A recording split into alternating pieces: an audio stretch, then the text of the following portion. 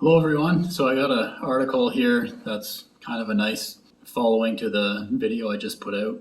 This article that I'm going to highlight here is about the charging network, specifically Electrify America charging network, and the fact that it might have fried a Rivian R1T. So the article here is from Motor Illustrated. Electrify America could now be responsible for at least 3 similar incidents. This is the 3rd time a similar incident happens with different EVs at an Electrify America station. The vehicle will need to receive a new battery and a new charge port. The cause of all 3 incidents has yet to be determined. A Rivian R1T will need to receive a new battery pack and a new charge port after an incident that happened at an Electrify America fast charging station in California. According to the owner, Anson Wong, the electric pickup had been plugged in for only about a minute when a loud boom came out of the charging station and numerous warning messages started to appear on his vehicle's gauge cluster. The Rivian Service Center has now informed him that his vehicle will need a new battery and battery management system since both were fried during the incident. In addition, the charging station's connector welded itself to the Rivian's, which also need to be changed before Mr. Wong can get his truck back. This seems to corroborate the theory that the charger sent too much power into the battery. This is not the first time something similar happens at an Electrify American station. Since a Ford F150 Lightning had to be towed away from the fast chargers in Oregon last November, and a Chevy Bolt EV became undrivable after a short charging session in Florida only about a week ago. In the first case, the events are very similar since the driver of the F-150 Lightning plugged the cable into the vehicle and a loud boom was heard a few minutes later, after which the truck and the charger both went dark. The owner says his truck was repaired by Ford but can now no longer charge over 88% of indicated battery state. In the second case, the driver of a Chevy Bolt stopped at an Electrify America charging station next to a Walmart when his car's battery was at 28%. After about 15 minutes, customers entering the store began complaining that sparks were coming out of the electrical cabinet that provides power to the chargers. When the owner got back into his Bolt, the car only showed a 4% state of charge and would no longer shift out of park.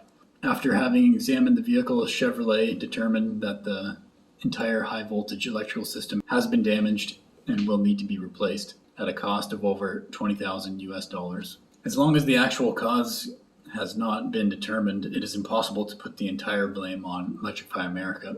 But at the moment, the company seems to be the only common link between those very similar incidents. So I guess, this could be a problem because Electrify America is not building these cars. So there could be some software issues where they don't pair up properly and could cause these issues. In short, I would just say this is kind of sad for the electric vehicles overall because these negative experiences are going to deter buyers from getting an electric vehicle. And this may be the result of the fact that Electrify America was born out of a punishment to Volkswagen for the Dieselgate scandal.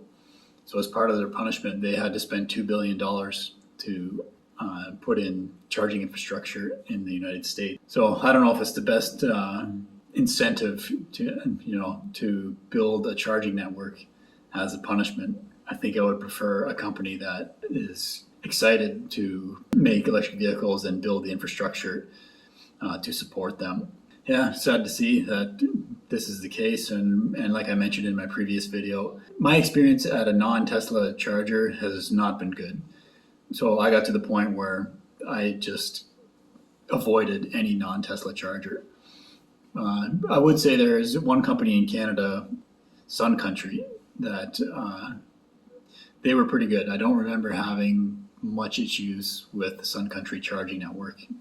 They helped me get across Canada on my first road trip in 2016 when the Tesla supercharger network was not that extensive. But yeah, has been my experience with non-Tesla charging stations, just not as convenient.